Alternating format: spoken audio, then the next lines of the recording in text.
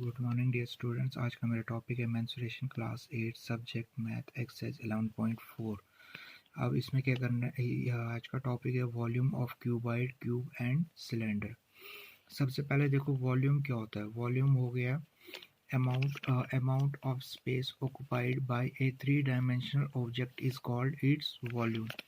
यानी कोई भी 3 डायमेंशनल चीज़ जो क्या करे, स्पेस जितनी वो स्पेस ऑक्युपाई करे उसको कहते हैं वॉल्यूम। अगर हम 2 डायमेंशनल में ले, जैसे हमने लिया ये रेक्टेंगल में क्या जो ये स्पेस ऑक्युपाई करता है, मान लो ये वाली स्पेस जो ऑक्युपाई करता है इसको कहते हैं एरिया। अब यही चीज़ जो है, यही एरिया, यही स्पेस जो है, अगर वो कोई भी 3 डायमेंशनल ऑब्जेक्ट ऑक्युपाई करता है उसको कहते हैं क्या, वॉल्यूम। यानी कोई भी जो भी जितनी भी स्पेस एक 3 डायमेंशनल ऑब्जेक्ट ऑक्युपाई करता है उसको कहते हैं वॉल्यूम, और अगर 2 डायमेंशनल में करे उसको कहते हैं एरिया। अब है कुछ फॉर्मूला है जो आपको याद रखने हैं। पहला है वॉल्यूम ऑफ क्यूबॉइड।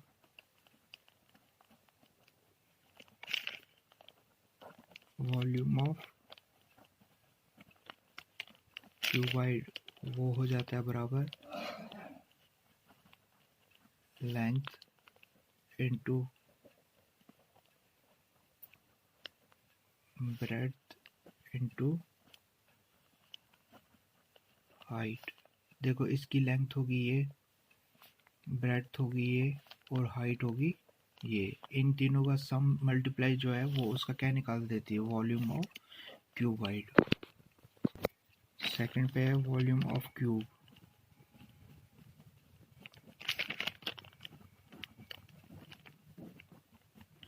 क्यूब में क्या होती है, क्यूब में जो तीनों साइड्स होती है वो बराबर होती है, यानी लेंथ ब्रेड्थ हाइट जो है वो तीनों साइड्स बराबर होती है। इसका आता है एल क्यूब और side cube. Here length is equal to breadth is equal to height. यानी ये जो होती है ये ऐसी फिगर होती है जिसमें तीनों साइड्स क्या होंगी, इक्वल। जितनी लेंथ होगी उतनी ब्रेड्थ होगी उतनी ही हाइट होगी।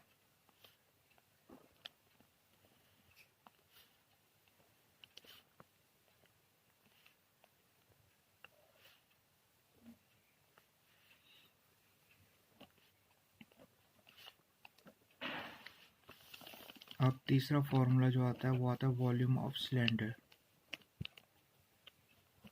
Volume of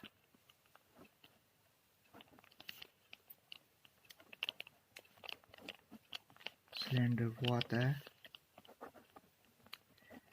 area of base into height. आप देखो ये एक सिलेंडर है, सिलेंड्रिकल टाइप क्या है, एक फिगर है। देखो एरिया ऑफ बेस, ये जो है एरिया ऑफ बेस ये किस शेप में है, ये सर्कल की शेप में। तो एरिया ऑफ सर्कल किसके बराबर होता है, पाई आर स्क्वायर इनटू हाइट क्या होगी, एच। ये इसकी क्या होगी, हाइट। ये आ गया पाई आर स्क्वायर एच। अब एक्सरसाइज 11.4 का क्वेश्चन नंबर फर्स्ट है, गिवन ए सिलेंड्रिकल टैंक। एक सिलेंड्रिकल टैंक दिया हुआ है हमको।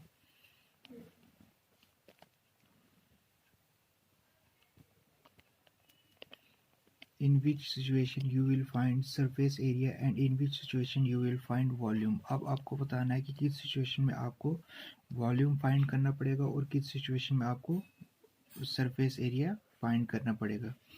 टू फाइंड पहला है to find how much it hold. ये कह रहा है कि इसमें फाइंड करना है कि कितना ये होल्ड कर सकता है, यानी कितना इसके अंदर आ सकता है। वो आ जाएगा क्या, इसका आंसर आ जाएगा वॉल्यूम। यानी इसके लिए हमें क्या फाइंड करना पड़ेगा, वॉल्यूम। अब दूसरा है number of cement bags required to plaster it.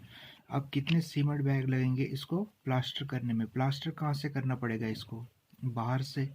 इसको अंदर से तो प्लास्टर हो नहीं सकता, क्योंकि प्लास्टर जो है वो हमेशा कहाँ पे लगता है? बाहर से ही लगता है। तो इसका आंसर बी का आंसर क्या आएगा? हमें बी में क्या फाइंड करना पड़ेगा? सरफेस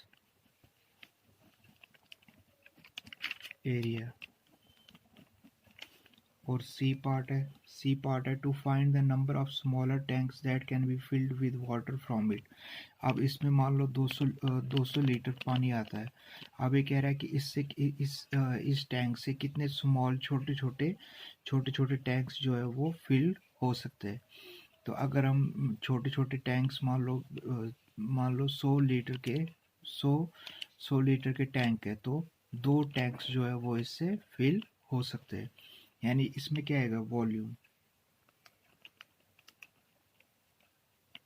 पहले हम इसका वॉल्यूम निकालेंगे, फिर जो छोटे वाले टैंक्स होंगे उनको वॉल्यूम निकालेंगे, फिर देखेंगे कि उससे छोटे वाले टैंक से इसका वॉल्यूम को क्या करेंगे? डिवाइड करेंगे।